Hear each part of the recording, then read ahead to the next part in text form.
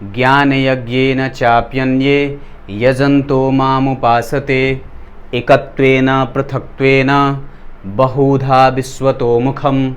प्रिय दर्शकों नमस्कार, एक बार फिर से उपस्थित हूँ आप सबके सामने आज के कार्यक्रम में एक बहुत ही अद्भुत योगों की कड़ी को आगे बढ़ाते हुए आज के कार्यक्रम में आपको बताऊंगा चतुस्सागर योग के बारे में। आइए आज शुरू करते हैं आज का कार्यक्रम। आज मंगलवार हो गया है और कल है बुधवार। कोरोना के ऊपर मैंने जो लेख लिखने को कहा है उसकी अंतिम दिन आज ही है।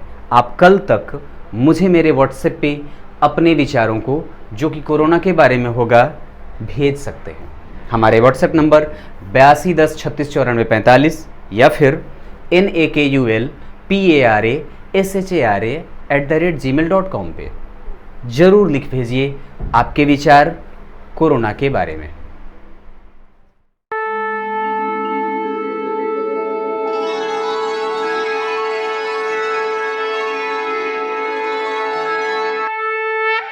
आइए अब आपको सीधे मुद्दे पे लेके आता हूं। एक बात जो कि सबसे ज्यादा जरूरी है, ध्यान दीजिएगा। अगर ग्रह और नक्षत्र जो ये पिंड हैं किसी ऐसी स्थिति में जब चले जाते हैं ना, तो वो विशेष राजयोग बनाने वाले हो जाते हैं और फिर चाहे कुंडली कितनी कमजोर ही क्यों ना हो, वो कई बार व्यक्ति को नीचे से उठा करके ऊपर स्थापित कर देती है। और योगों के अंदर तो इतनी क्षमता होती है कि व्यक्ति को विशाल व्यक्तित्व का बना देती है। इसी में से एक योग चतुस्सागर नामक राजयोग है। कहने को तो ये सिर्फ एक राजयोग ही होता है, लेकिन इसका फल चहुमुखी होता है। आप अपनी कुंडली को देख लीजिए। अगर आपकी कुंडली में प्रिय दर्शकों 4 केंद्र के घर होते हैं, क्रमशः लग्न, चतुर्थ, सप्तम और दशम, यानी कि लग्न का भाव, चौथा भाव, 7वां भाव और 10वां भाव। अगर इन ही भावों में, बाकी के और अन्य भावों की चर्चा मैं नहीं कर रहा, केंद्र के सिर्फ 4 घरों में अगर आपके जन्म कुंडली के सारे ग्रह क्रमशः राहु और केतु को छोड़ दें, क्योंकि वो यहां नहीं बैठे होने चाहिए केंद्र में, बाकी के सूर्य से लेकर के शनि पर्यंत जितने भी ग्रह हैं, सूर्य हो गए, चंद्रमा हो गए, मंगल, बुध, गुरु, शुक्र हो गए, शनि हो गए, ये चारों ग्रह अगर आपकी जन्म कुंडली में केंद्र में ही बैठे हों तो ये एक अद्भुत स्थिति हो जाती है ग्रहों की।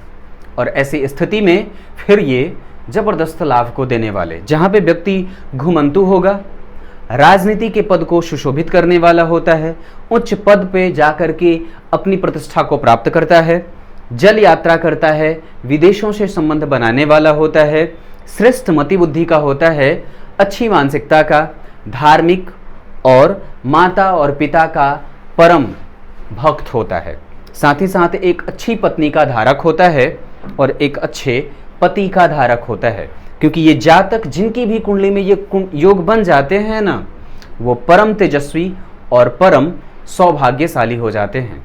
चतुस्सागर नामक राजयोग जो है वो प्रिय दर्शकों ग्रहों के एक विशेष परिपाटी पे और विशेष स्थिति में जाने के बाद बनते हैं। हम और आप या फिर किसी की भी कुंडली अगर इस योग से प्रभावित हो जाती है तो निश्चित रूप से वो व्यक्ति श्रेष्ठ कर्मों को और श्रेष्ठ भाग्य का व्यक्ति हो जाता है।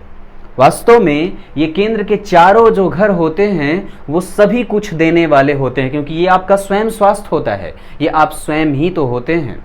ये आपके माता पिता और सगे संबंधियों के साथ बिताए गए पलों का भाव होता है।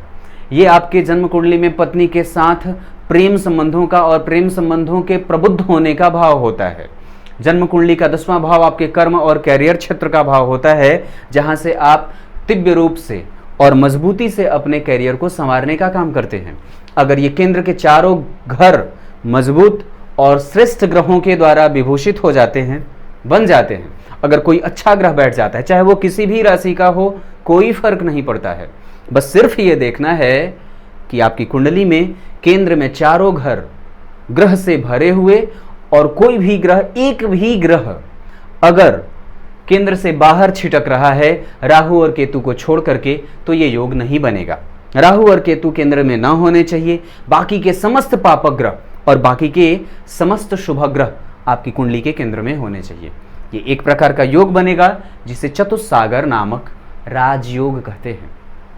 आइए अब आपको कार्यक्रम का अंतिम हिस्से में आरंभ में बोले गए श्लोक का अर्थ बता देता हूं, ध्यान से समझिएगा।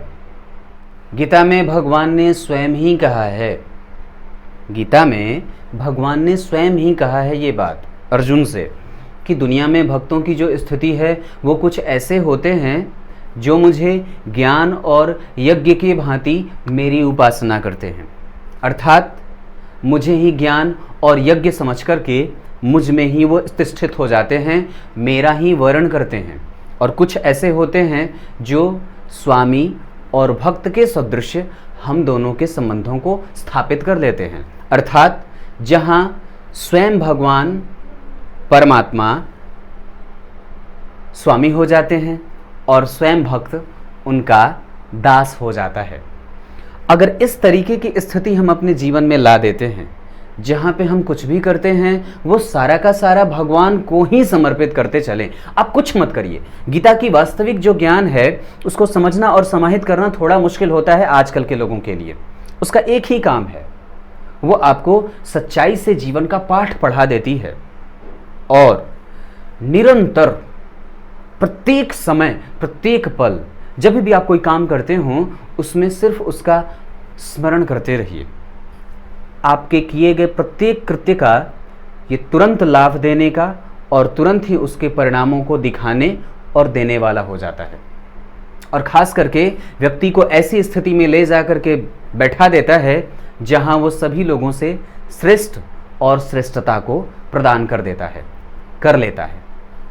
गीता के कुछ सूत्र ऐसे हैं जिसके अगर आप निरंतर आह्वान के प्रति अग्रसारित अपने आप को करते हैं तो सत्य रूप से समझिए ये आपका कल्याण कर देती है, और ना तो फिर आप किसी ऊंचाई को प्राप्त करने की अवस्था के लिए लालायित रहते हैं और ना किसी अधम स्थिति को प्राप्त करने के लिए आपका मन डर से सशंकित रहता है कि मैं ये हो जाऊंगा तो ये हो जाऊंगा।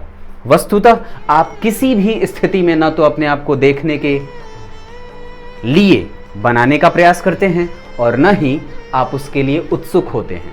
कुछ इसी तरीके से आज के कार्यक्रम का समापन करते हैं। बताइएगा जरूर आपको कैसा लगा हमारा ये आज का कार्यक्रम। तब तक के लिए इजाजत दीजिए, कल एक बार फिर से उपस्थित होंगे आप सबके सामने। तब तक के लिए नमस्कार।